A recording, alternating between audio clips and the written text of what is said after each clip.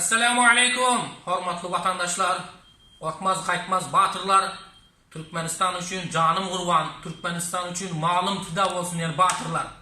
Yakında İstanbul'da Türkmenlerin sesini duy, ey Türkiye diyeni bir proteste miting geçecek olursa inşallah hemmenizi çağırıyız.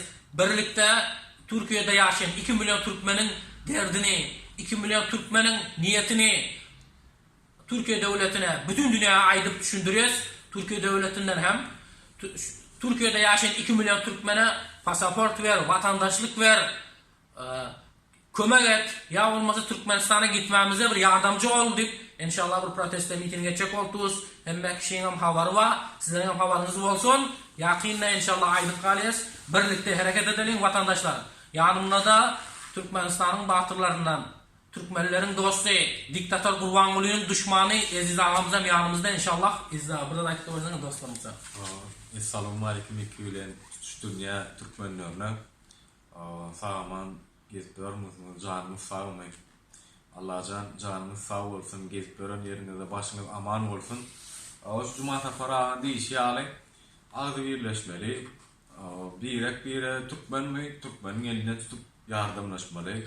İnşallah dünyalar protesto mitinglere de katnaşmalı diyecek olan bir elden iki el kem var, bir kelleden iki kelle güçlü var, el eli var, iki el bir yüzü var diyorlar.